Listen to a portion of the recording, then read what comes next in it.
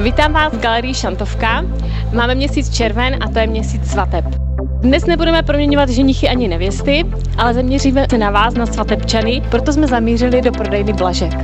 Jako první jsme Filipa oblékli do tmavomodrého dvouřadého obleku. Je výborný na svatby, je to zase něco jiného než tradiční černá. Ty svatby by nemusely být moc formální. Jako další jsme Filipovi vybrali úžasný slušivý šedý oblek, který je parádní do letních horkých dní, protože je bez počívky.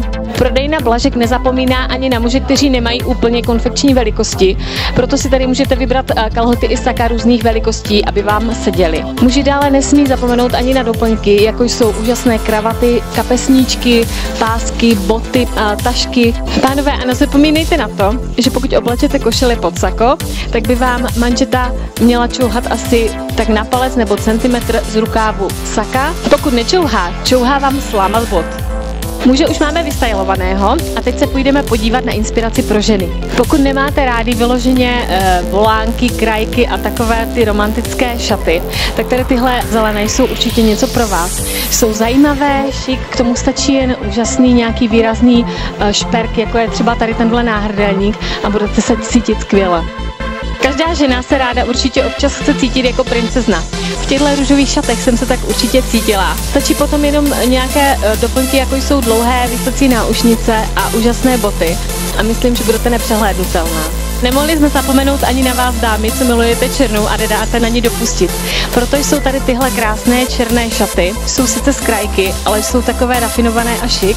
K tomu už nemusíte ani dávat moc doplňku, jen nějaké botičky, psaníčko a můžete vyrazit do společnosti, nejen na svatbu. Blíží se nám, milé dámy, prázdniny, moře, písek, koktejly, pohodička a proto vás dneska vezmeme na návštěvu do Itálie. První outfit jsou moje oblíbené boyfriendy. Už jste si určitě všimli, že na nich trošku ujíždím.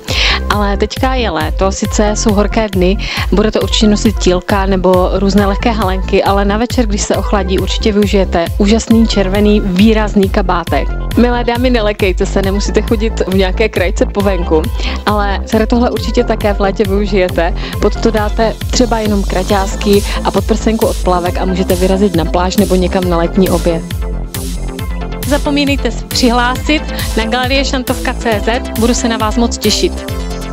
A mimochodem, momentálně najdete na stránkách Šantovky náš nový projekt pod názvem Styl Team Šantovka. Styl Team tvořím já, Renáta Nesvadbová jako stylistka a dále naše fotografka Renáta Jančo. Každý den pro vás budeme mít připravené nové modní inspirace, tipy a trendy. Takže nás sledujte na www.galerieštantovka.cz.